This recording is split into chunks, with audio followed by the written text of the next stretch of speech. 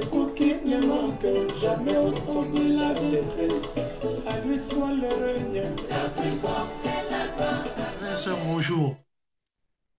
Que la paix et la grâce de Dieu soient avec vous. Vous également qui allez regarder cette vidéo, je vous salue. Et que Dieu vous bénisse tous. J'ai décidé de tourner cette vidéo afin de relater un témoignage à la gloire de Dieu le Père. Avant de continuer, nous allons prier. Prions le Seigneur. Seigneur, nous te louons, nous te bénissons, nous te rendons grâce. Tu es le Dieu tout-puissant, tu es le Dieu vivant. Seigneur, ton nom est élevé. Tu es l'incomparable. Et c'est toi, Seigneur Jésus-Christ, dont il est écrit dans la parole que tout genou fléchira devant toi et que toute langue confessera que c'est toi qui es le Seigneur des Seigneurs. Je remets ce moment entre tes mains. Aide-moi dans ce témoignage. Conduis-moi par le Saint-Esprit et merci de permettre, Seigneur, que ce témoignage puisse être à la seule gloire de ton nom. Au nom de Jésus, nous avons prié. Bien-aimés dans le Seigneur, comme je vous disais, mes bien-aimés, j'ai décidé de faire ce témoignage, de le mettre en vidéo afin de partager avec vous un moment fort où j'ai vu la main du Seigneur agir dans ma vie. Un verset de la parole de Dieu dans Hébreux chapitre 13 au verset 8 dit que Jésus-Christ est le même hier, aujourd'hui et éternellement. Alors je m'appelle Guy, mon prénom c'est Philippe. En septembre 2016, j'ai décidé de prendre un vol en direction des Antilles pour aller passer quelques jours de vacances, voir ma famille. Et le vol s'est très bien passé. Je bénis le Seigneur. À mon arrivée, j'ai eu ma nièce qui est venue me chercher à l'aéroport de Fort-de-France en Martinique. J'étais très heureux et je m'apprêtais, bien sûr, à passer un moment de repos, passer de très bonnes vacances. Bien sûr, sous la protection du Seigneur. Le lendemain, étant chez ma sœur, j'ai décidé d'appeler un camarade d'enfance afin de fixer avec lui un rendez-vous pour aller aussitôt le voir. Le rendez-vous que nous avons convenu était pour le lendemain. Dans la journée, étant chez ma sœur, j'ai ressenti une petite douleur au niveau du mollet droit, de la jambe droite. Je me suis dit que c'était peut-être dû au voyage que j'avais fait, le fait d'être resté un moment assis. Et pour moi, ce n'était pas très grave. Mais il s'avère que en fin de soirée, je ne pouvais pas me déplacer. J'ai décidé, bien sûr, de rester chez ma sœur. La douleur continuait à augmenter. J'ai massé avec une pommade. Et le soir, je suis allé m'allonger. Le lendemain, j'ai honoré mon rendez-vous. Je suis allé voir cet ami d'enfance. Nous avons passé la journée ensemble. Une très belle journée. Mais dans l'après-midi, je ressentais que la douleur était de plus en plus vive. Il m'a accompagné chez ma sœur. Et là, le soir, j'ai carrément senti que j'avais du mal à marcher. J'ai remassé encore la partie qui me faisait mal. Boitant un tout petit peu, j'ai dit à ma sœur que je vais m'allonger. Je suis resté allongé, je ne me suis pas relevé. et je me suis endormi. Aux environs de 1h30 du matin, j'ai senti une vive chaleur. J'avais tellement chaud que je me suis réveillé. Je me suis dit, mais c'est pas possible. Je sais que en Martinique, il fait chaud. Il y avait un ventilateur dans la chambre. Mais quand même, la chaleur que je sentais était une chaleur, pour moi, qui n'était pas normale. Je me suis mis assis sur le lit et j'ai senti automatiquement que j'avais envie de vomir. Ne voulant pas, bien sûr, vomir dans la chambre, je me suis levé, je me suis dit, j'irai quand même dans les toilettes.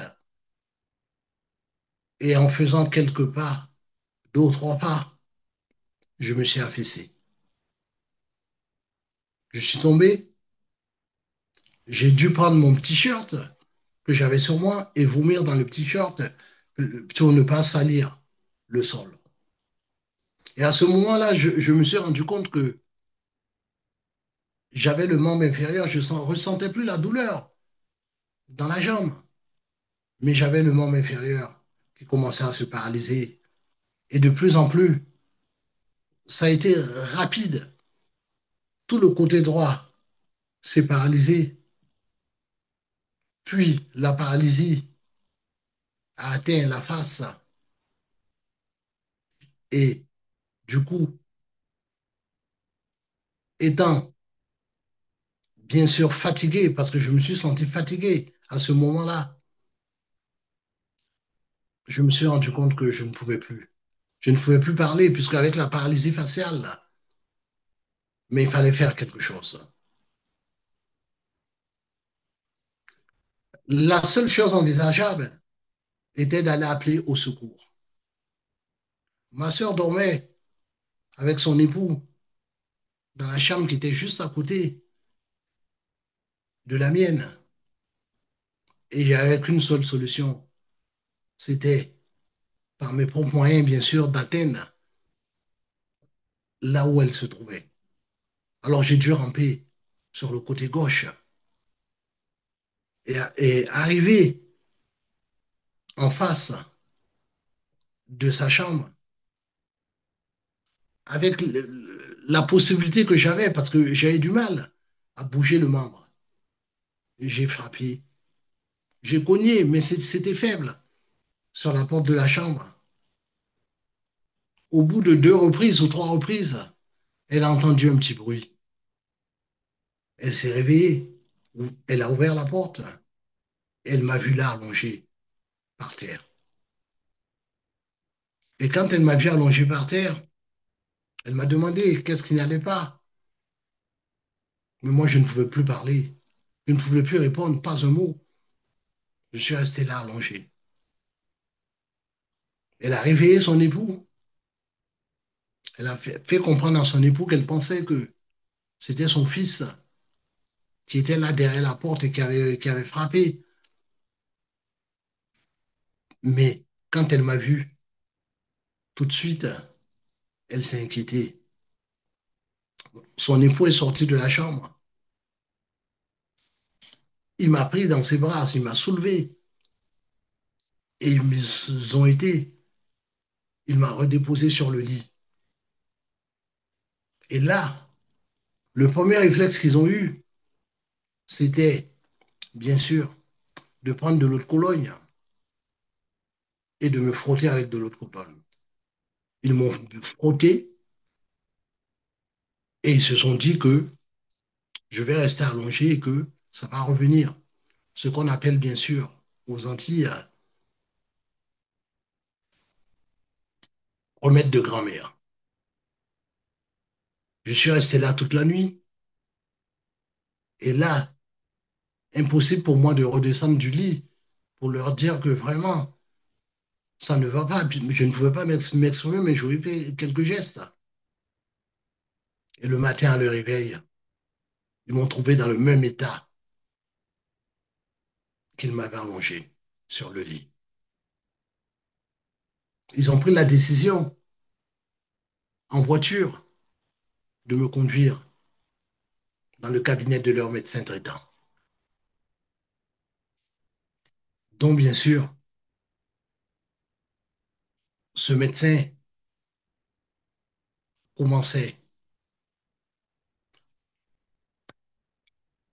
à recevoir les malades à partir de 9 heures. Nous sommes arrivés un petit peu avant, mais bon, comme vous savez que les gens viennent à l'avance pour ne pas trop attendre, moi j'ai dû attendre mon tour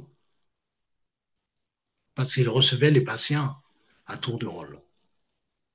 Entre-temps, je suis resté assis sur une chaise et mon beau-frère essayait de me tenir pour que je ne tombe pas.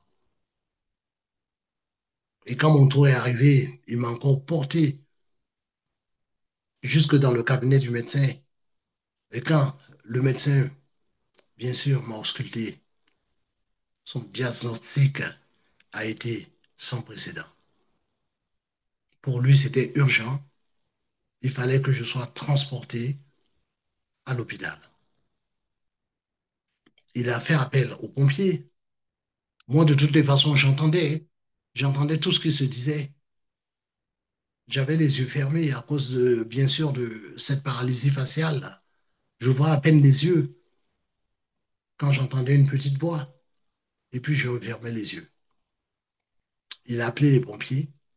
Et quand les pompiers sont arrivés dans son cabinet, j'ai entendu qu'il leur a dit, il faut le conduire à l'hôpital. Ma sœur habite la ville du Robert, dans une commune qu'on appelle, un petit quartier retiré qu'on appelle Pointe-Royale, pour vous qui connaissez bien les Antilles, entre le Robert et le François, sur cette route-là. Mais hélas, le Robert n'a pas d'hôpital. Les pompiers ont dû m'emmener dans la ville voisine qui s'appelle Trinité, à l'hôpital de Trinité. J'y suis arrivé là aux environs de 10 heures, je pense 10 heures 30 aux urgences. Les pompiers n'ont fait que ce que le médecin leur a dit de faire, de m'amener aux urgences. Ils m'ont amené aux urgences. Et quand je suis arrivé là, aux urgences, ils m'ont pris en charge et ils m'ont mis sur un brancard et ils m'ont déposé dans un couloir parmi d'autres malades qui étaient là également. Et moi, j'étais là et j'attendais. L'attente a commencé, j'attendais les soins.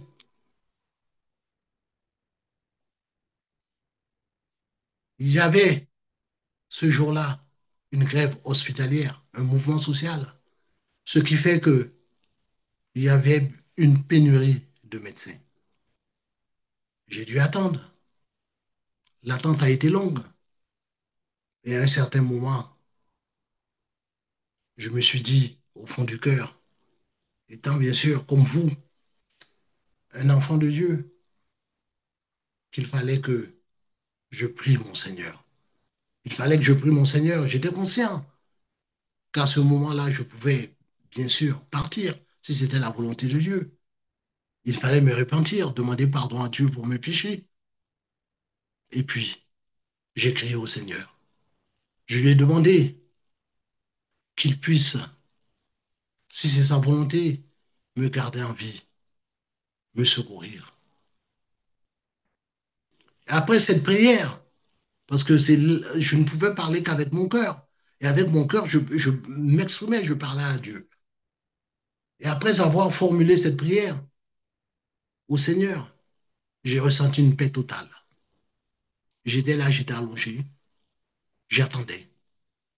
Je ne ressentais aucune douleur, aucune douleur. Et quand j'entendais une petite voix, j'ouvrais à peine encore les yeux, comme je le faisais précédemment, en pensant que c'était un personnel de santé, un médecin qui venait pour m'attribuer des soins. Ce n'était pas cela, pas du tout. Et je suis resté là. L'attente a été longue. Les heures sont passées. Mais savez-vous, mes bien-aimés, que moi, j'avais confiance en mon Seigneur. J'avais confiance en mon Seigneur et je savais que, bien sûr, les médecins qui étaient dans cet hôpital ne pouvaient faire que ce qu'ils étaient à leur portée.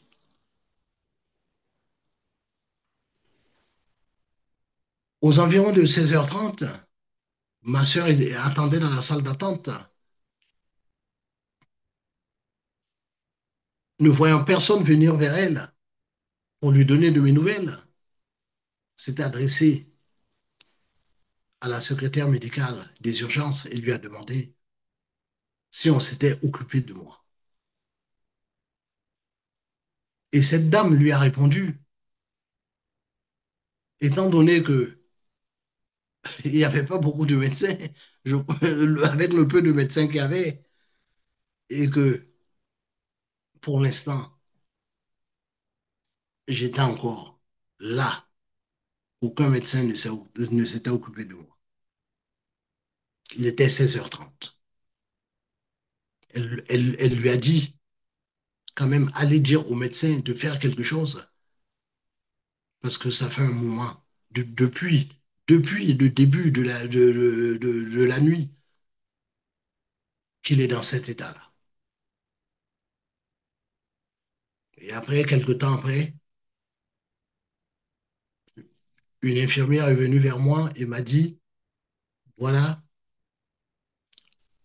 le médecin ne va pas tarder à vous prendre en charge. J'ai entendu cela, j'ai remercié le Seigneur. J'ai remercié le Seigneur. Le médecin m'a ausculté et c'est de là qu'il a dit que il va falloir que vous passiez un examen, le scanner. J'ai été conduit à l'endroit où on passait cet examen. Et après cet examen, on m'a révélé qu'il s'agissait d'un AVC, que je faisais, que le caillot de sang était logé dans l'hémisphère droit du cerveau et que cet hôpital, cet hôpital n'était pas spécialisé pour les patients victimes d'AVC. Ils m'ont dit qu'ils allaient me transférer sur l'hôpital de Fort-de-France, le CHU de Fort-de-France, qui est spécialisé pour ce type de pathologie.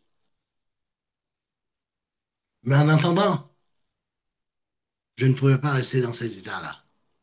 Ils allaient me faire un soin dans le terme hospitalier qu'ils appellent une thrombolyse, c'est-à-dire une injection pour dissoudre le caillot de sang, commencer à le dissoudre.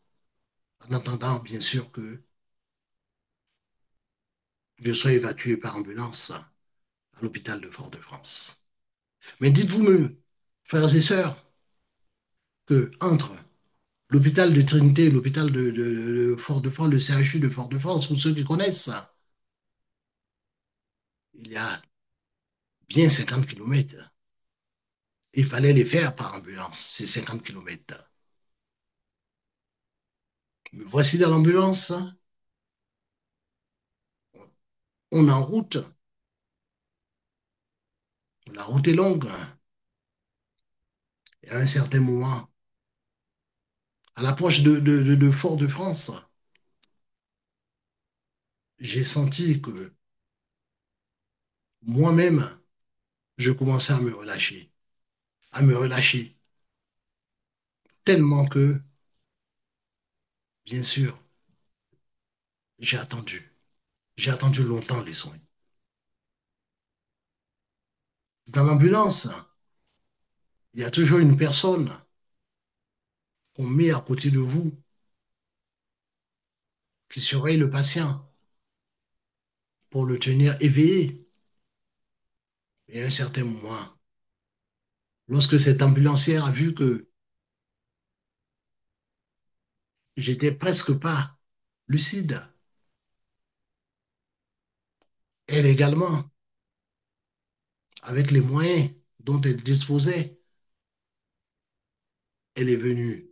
Elle m'a donné pour essayer, bien sûr, de me tenir éveillé, de petites tapes sur les joues. J'ai ouvert les yeux, je l'ai regardée. Et quand je l'ai regardée, elle m'a dit, ne partez pas, restez là, on est bientôt arrivé. Voilà ce qu'elle m'a dit. La route est embouteillée, il y a un accident, mais ne vous en faites pas, on est bientôt arrivé. Et quand je suis arrivé à l'hôpital, au CHU de Fort-de-France, il y avait du personnel. Le médecin était là, il m'attendait sur le quai. J'ai été prise en charge automatiquement. Et durant mon hospitalisation, après, puisque bon, il y a eu encore d'autres examens qui ont été faits, on m'a révélé mon état exact. Vous êtes très fatigué, qu'ils me disent, mais les médecins aussi me disent que, est-ce que vous savez que, monsieur, vous êtes passé, vous êtes passé à côté de la mort. Vous y aviez une phlébite, la douleur que je sentais à la jambe, au mollet, c'était une phlébite. Cette phlébite, c'est elle, c'était déjà un caillot de sang que j'avais dans le mollet qui est monté. Et quand le caillot de sang est monté, puisque j'ai massé, moi je ne suis pas kiné, ce que je n'aurais pas dû faire, j'aurais dû aller consulter déjà. Donc déjà, ça a été la première erreur. Le caillot de sang est monté. Et quand, bien sûr, je me suis mis à vomir, c'était déjà une embolie pulmonaire qui s'était déclarée. Et aussitôt après, le caillot de sang a frôlé le cœur, puis il est monté dans le cerveau, se loger dans une partie du cerveau. Donc, au même moment, j'ai fait une phlébite, une embolie pulmonaire et un AVC. Là où je vais en venir, c'est de vous dire que lorsque j'ai fait la crise à 1h30 du matin, et lorsque dans le premier hôpital de Trinité, ils m'ont passé le scanner, ils ont commencé à m'attribuer, bien sûr, les premiers soins. Il s'est passé 15 heures de temps. De 1h30 à 16h30, 15 heures de temps. 15 heures de temps dans cet état, 15 heures de temps sans aller aux toilettes, 15 heures de temps à attendre qu'on me dispense des soins. On peut dire que tout a été désorganisé dès le départ. Moi, j'aurais dû aller consulter. Je ne l'ai pas fait. Je me suis contenté du massage. Lorsque ma soeur et mon beau-frère, eux, m'ont vu dans cet état-là, ils auraient dû appeler tout de suite les secours, ce qu'ils n'ont pas fait. Le médecin, lui, quand il a appelé les pompiers, il aurait dû dire aux pompiers, il a fait un diagnostic, et il aurait dû dire que il fait un avisé. Les pompiers m'ont amené directement au CHU de Fort-de-France. Mais vous savez, tous, ils ont fait ce qu'ils pouvaient faire. Tous ont fait ce qu'ils pouvaient faire. Et ce qu'ils n'ont pas pu faire, eux, c'est Jésus qui l'a fait. 15 heures de temps, qui c'est qui m'a gardé en vie pendant les 15 heures de temps? Sans soins, victime d'une maladie aussi foudroyante comme l'AVC. 15 heures de temps. Il n'y avait que Dieu. Et pour cela, mes bien-aimés, ce témoignage, c'est un témoignage pour vous réconforter, vous qui passez par des moments difficiles. C'est un témoignage que j'ai tenu à donner également afin que le corps du Christ soit encouragé. Au cours de mon hospitalisation, tout s'est bien passé. Je ne pouvais pas prendre de l'altitude, donc je ne pouvais pas revenir en métropole. La seule chose, c'est que j'étais parti pour passer des vacances. Je me suis retrouvé à l'hôpital. Et quand, bien sûr, j'ai pu voyager, j'ai eu un vol sanitaire pour Paris.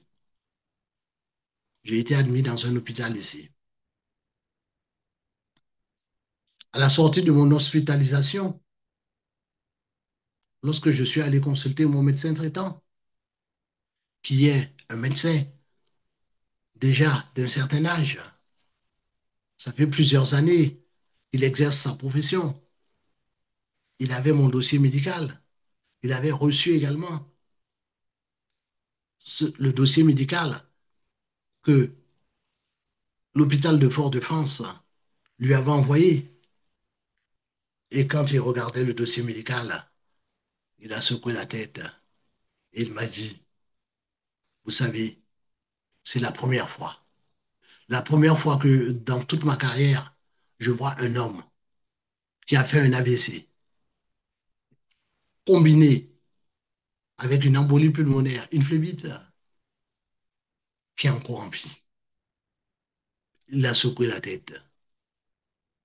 Vous savez, m'a-t-il dit, le pronostic vital pour ce genre de pathologie est 2 heures.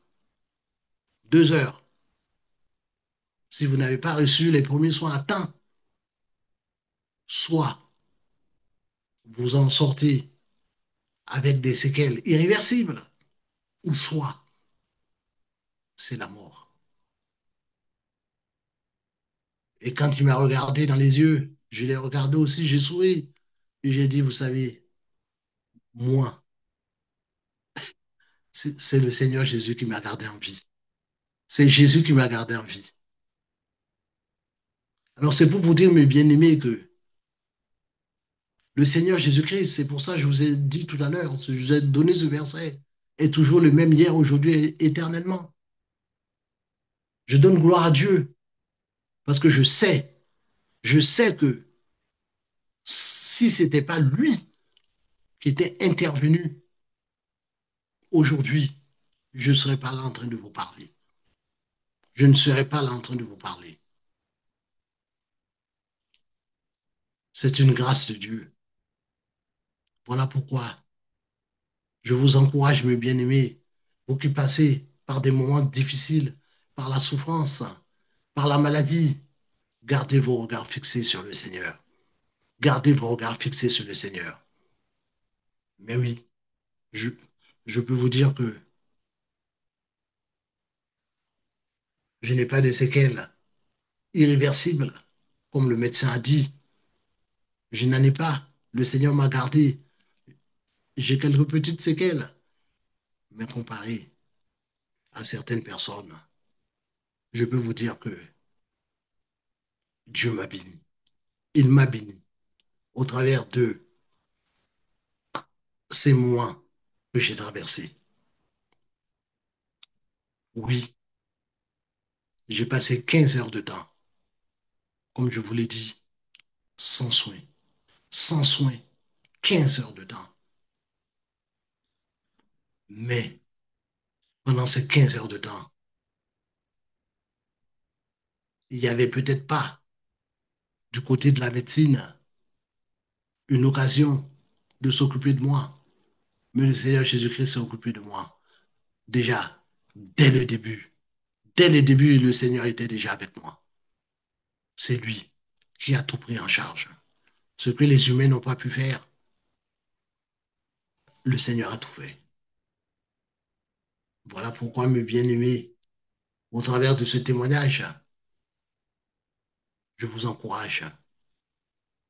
à garder les regards fixés sur Jésus. À garder les regards fixés sur Jésus et à ne pas rompre ce lien d'amour qu'il y a entre le Seigneur et nous. Oui, mes bien-aimés, chaque fois que je revois mon médecin, il secoue la tête, il me regarde et il me dit, oh là là, mais oui, mes bien-aimés, regardez comment le Seigneur est merveilleux. Que toute la gloire revienne à Dieu, que son nom soit béni.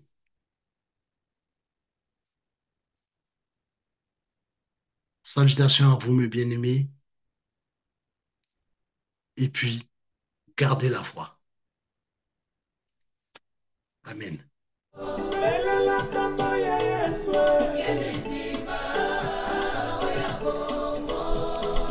L'amour de Christ n'a pas de fin pour le salut. Et c'est pour qu'il ne manque jamais autour de la détresse. À lui soit le règne, la puissance et la gloire.